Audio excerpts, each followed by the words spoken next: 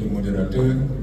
Bonjour à tout le monde et je voudrais peut-être, avant de répondre à votre question, pendant que je tiens le micro, profiter de la situation pour féliciter Madame la Présidente du réseau, ses collaborateurs et tous ceux qui l'ont accompagné dans l'organisation de cette magnifique manifestation.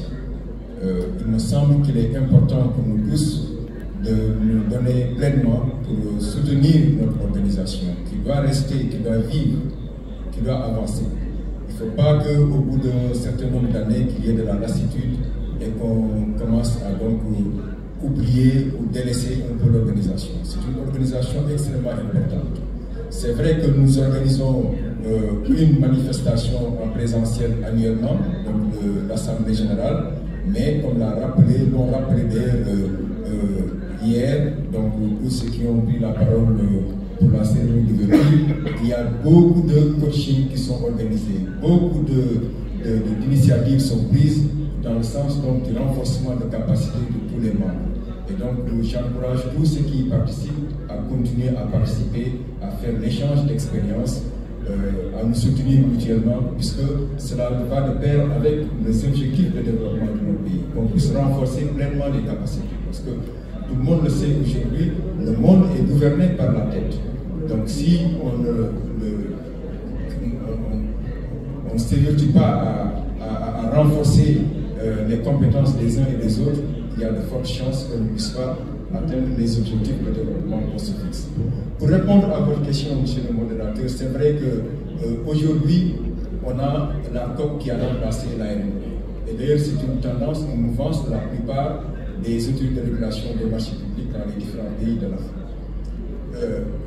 Au Sénégal, la COP a pris le jour et donc, dans sa composition, comme dans le passé, il y a 3 organes à l'intérieur.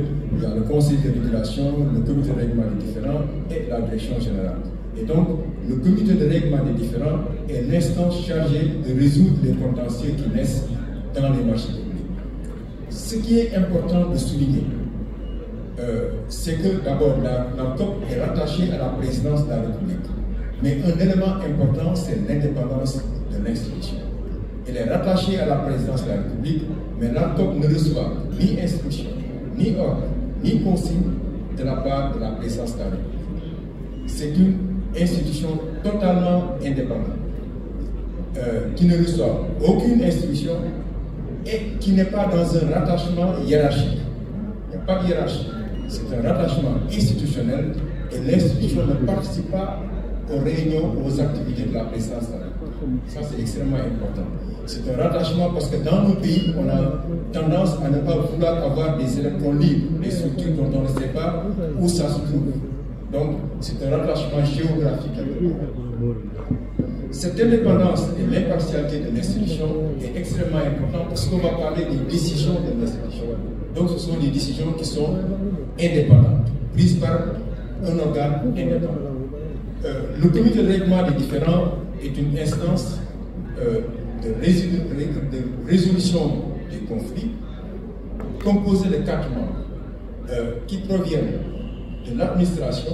Il y a un membre qui provient de l'administration et c'est souvent, forcément toujours un magistrat qui vient du ministère de la Justice. Il y a un représentant du secteur privé, un représentant de la société civile, ça fait 3, et le président du conseil de régulation préside le comité de règlement des différends. Ce qui fait que d'ailleurs, c'est une reproche qu'on fait. Il y a 2 fonctionnaires, alors que les autres ont seul représentant.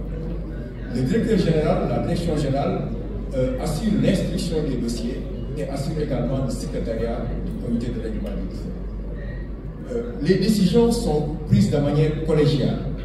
Il n'y a pas de vote au niveau du comité de règlement des différends. Ce sont les arguments qui arrivent à fonder une décision. Il arrive souvent qu'on ne soit pas d'accord dans une session. Quand on n'est pas d'accord, on ne vote pas, on reporte la discussion à la prochaine session pour prendre une décision. Les décisions du conseil du comité de règlement des différends sont qualifiées par le décret, par la loi même, de décisions quasi-juridictionnelles. Donc ce ne sont pas des décisions juridictionnelles.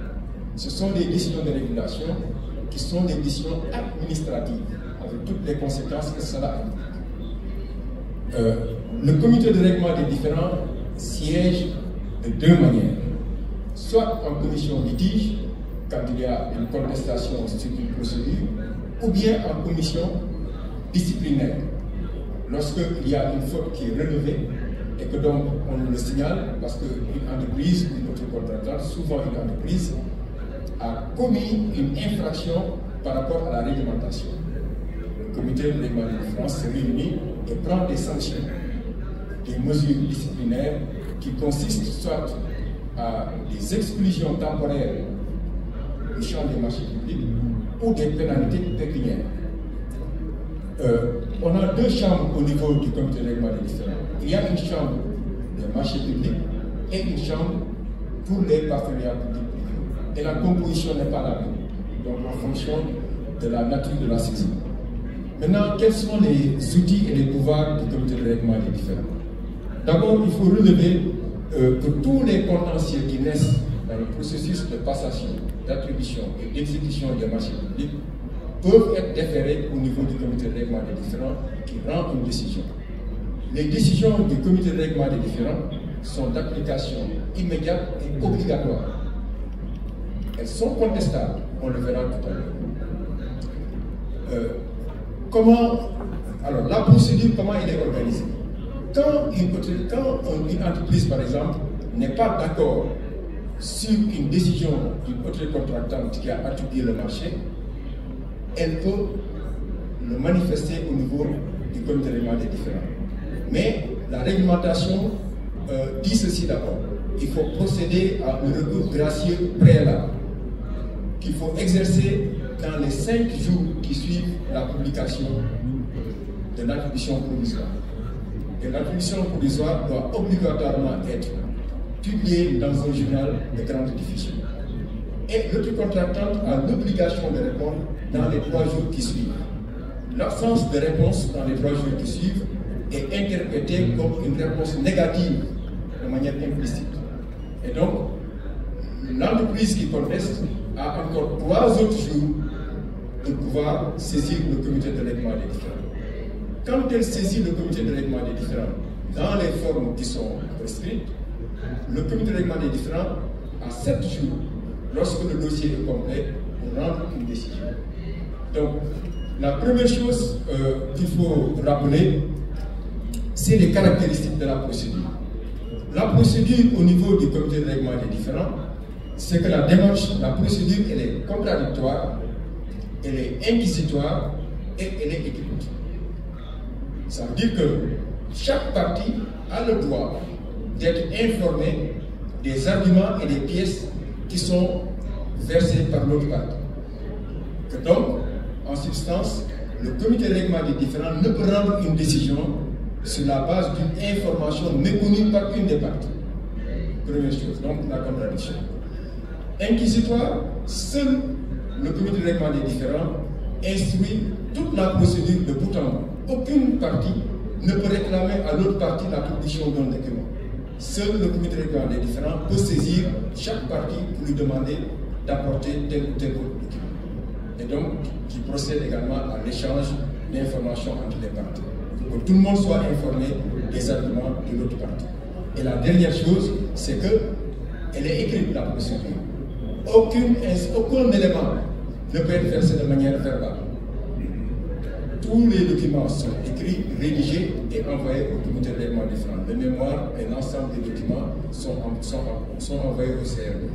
Donc, tout est écrit et donc les documents physiques sont là. So let's conclude because we have to. 2 minutes et je termine. Fini. La portée de la décision. Comme je l'avais rappelé, les décisions du comité de règlement des différends sont rendues dans les 7 jours et elles sont immédiates et obligatoires d'application. Elles sont contestables, puisque j'avais dit que ce sont des décisions administratives. Elles peuvent être contestées devant la chambre administrative de la Cour suprême, qui est la seule instance qui peut contester, qui peut annuler une décision du comité de règlement des différends pour excès de pouvoir. Mais la saisine de la Cour suprême n'est pas suspensive. Donc, la décision, même si on la conteste, on est obligé de l'appliquer. Parce que la célérité est une disposition nécessaire dans le domaine des marchés publics. Alors que, comme tout le monde le sait, le temps de la justice n'est pas le temps du régulateur. En général, la justice prend son temps et, comme j'ai dit une fois en discutant avec le président de la Cour suprême, et qui nous disait que mais il y a quand même, ça a vu beaucoup, il y a beaucoup de... etc. J'ai dit, mais oui, monsieur le président, par contre, souvent vous prenez beaucoup de temps pour rendre une décision, alors que la saisine de la Cour suprême n'a pas un caractère suspensif. Au moment où vous rendez votre décision, le marché est déjà exécuté, payé et tout est terminé. Il était très surpris. Il m'a dit, donc on est obligé, et maintenant d'ailleurs, ils ont dans leur réglementation aménagé des délais de traitement des décisions qui touchent les marchés publics. Voilà en substance, je sais que donc le temps nous est compté, comment opère le comité de règlement des différends. Je vous remercie. Thank you.